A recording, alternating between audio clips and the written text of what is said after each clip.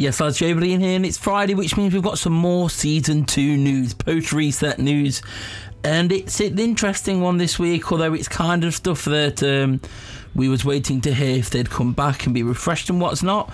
This week they're focused on live events. Now, we found out that live events will be back next season in the form of campaigns. So obviously last week they revealed campaigns, which are these new modes where it's kind of like a node map where you've got something, you have to unlock it, and you sort of walk through chapters like progression from level to level, and each one they kind of looked like, I guess, like live events or matches or certain different things to redeem, and they've confirmed that live events will be back in the form of campaigns, which makes me think, is the world map gone this year? Do we not get the world map anymore?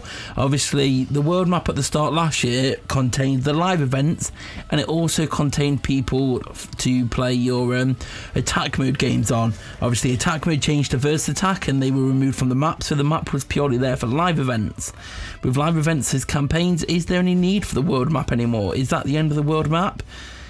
Maybe. I don't know what else they'd use it for now if the live events sit inside campaigns, but obviously these ones preview, we can see 3 of them and part of another one, which we can all probably guess what that is. So daily warm-up, team of the week, team heroes, and then I'm guessing that one on the right is domination. I think that's a Dom. I can see the O and the M, but then it looks like the FIFA Mobile logo is covering the D, and then it looks like the domination with the red merging into the blue. So I guess that's confirmation that they'll be back, and this is confirmation that, well, at least at the start, team of the week's back, real life performances and not community team of the week. Maybe they'll revisit community team of the week later on next year when the leagues finish again, because I do think it's been a good idea. Obviously it'd be nice if they tiered it a little bit more, so it wasn't just number one winning something every week and there was more purpose to it than just finishing first, but that's another conversation for another time. Team of the week's back, and then Team Heroes is back. Team Heroes, I guess, I wonder what format it will take though, because obviously last year, well, season 1, we had 2 formats of Team Heroes, 2 lots, round 1 and then round 2. Round 1 was the chance packs, and then round 2 was the guaranteed one. Let me know in the comment section which one you preferred. Obviously the first one, it was cheaper to a pack, but then there was that chance that you didn't get anything, so you could kind of potentially make profit with them. Whereas the second round, at least you knew you was getting that player if you completed it. It just quickly got to the point where you weren't really able to make profit, and it was more just there to earn up like you would any other live event. So I think the first format was fun, but it was also that chance that you ended up with nothing, and it was risky, but there was that chance there. So we'll have to see. But obviously if we look at the bottom, I don't know if these may not be finalised images. They may be. They could change, I guess. We know with other content, changes all the time. It could potentially change after something started and adjusted. But it's got here 0 out of 204 for one, 0 out of 27 for Team of the Week. And is that 0 out of 28 for Team Heroes? I guess that's how many nodes on it is, but 204 for daily warm-up was interesting. Like, is it just something you do for like 204 days, one at a day? Maybe, but why 204 days? Team of the Week 27, I guess that sort of aligns with what, like 25 tokens and 2 players? I don't know. Obviously we'll have to wait and see.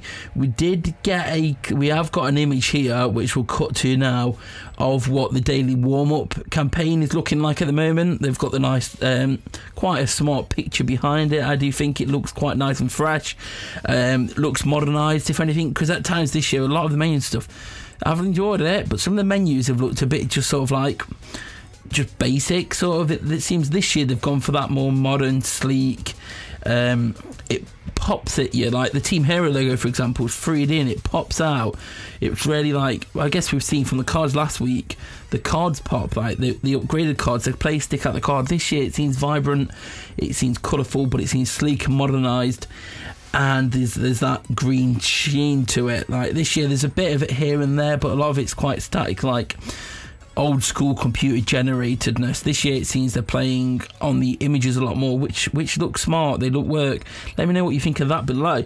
But as I was saying, with the daily event one, we can see here it looks like, yeah, maybe there's a timer and there's a lock. So I guess maybe with daily event you literally unlock one every day, and that's it, you unlock something every day? Or is there nodes? So you do the first two, is that information, you get some coins, and you do a drill, and you do a match maybe? I guess we'll find out once it hits, unless we get some more information before then. But let me know what you think of the changes. Will you, if this does mean the world map's gone, will you be sad to see the go? Or do you like the world map? Did you like that?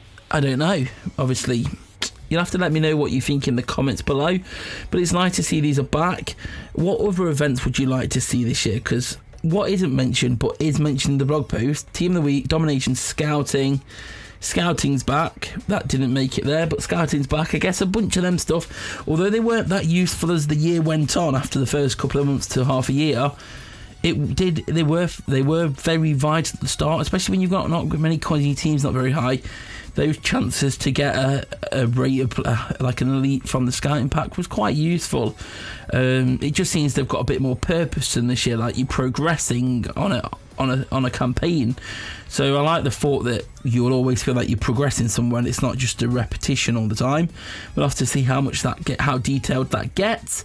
But let me know what you think in the comments below. Leave a like if you enjoyed it. Subscribe if you're new here. There'll be a pack opening out at midday tomorrow, and I'll see you all later. Peace.